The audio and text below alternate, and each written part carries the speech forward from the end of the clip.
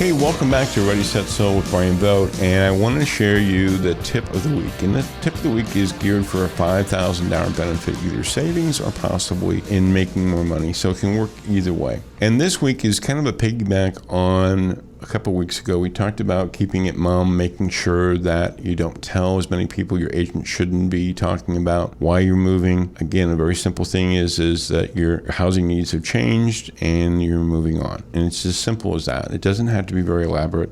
I understand friends and family, I get that, talking with people, but I want to make sure that they keep it quiet too, because again, information is negotiations, and information, if a buyer perceives that you have to move, just perceives there's a timeline, many times, not always, but many times that will have a dramatic effect on what they offer. And so what I want to talk about this time is Facebook. And Facebook is something that, 2 billion people are on.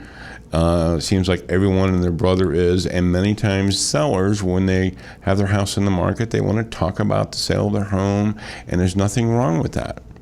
However, I'll give you a quick example of how you maybe don't want to be talking about and why it is best to keep things mum as much as possible.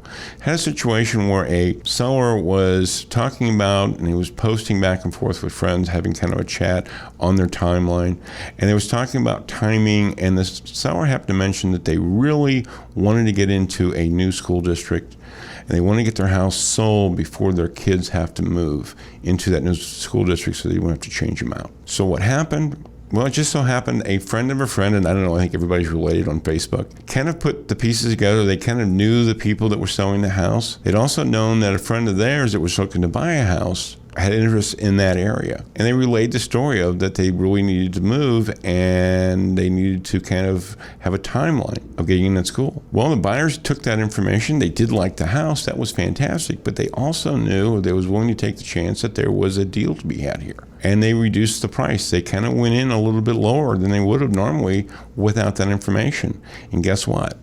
They got the deal. And it was well under $5,000, and I think it was closer to $10,000 savings that the buyer got for having that information and deciding to run with it. Doesn't happen every time, but it does happen. So again, keeping that mum. What can you say though? What's the positive thing on Facebook? Again, we like to brag about our houses. Well, another situation where there's a seller talking about their house, and here's the thing that was so fantastic about it. They talked about how things were going great and they expected something to happen very, very soon. Whether that was 100% true or not 100% true, that's what they believed. And guess what? Agents look at these things too, and the agent knew the people. They knew that what the house was. They told a buyer, hey, this house that you've looked at, not gone into, but looked at, is a hot house. You might want to take a look at it. They did, and they got a fantastic offer. So again, Facebook can be used both in the concern, but also in the good, in the aspect of, promote that house. Talk about the positives of your house, or why it's such a great house if you're going to be on Facebook. Stay away from concerns that you may have, that this house isn't selling, it'll never sell.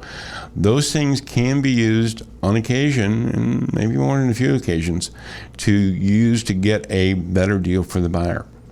So again, Facebook, keep it positive when you're selling. Try to keep the negatives away as much as possible. Hey, thanks so much for being with us today. Next week, we're going to move a step up to step 2, talking about how to choose a realtor. You don't want to miss it. Hey, thanks for being with us again. We will see you next Saturday between 11 a.m. and 12 p.m. Make it a great week. You gotta lose your mind, Detroit.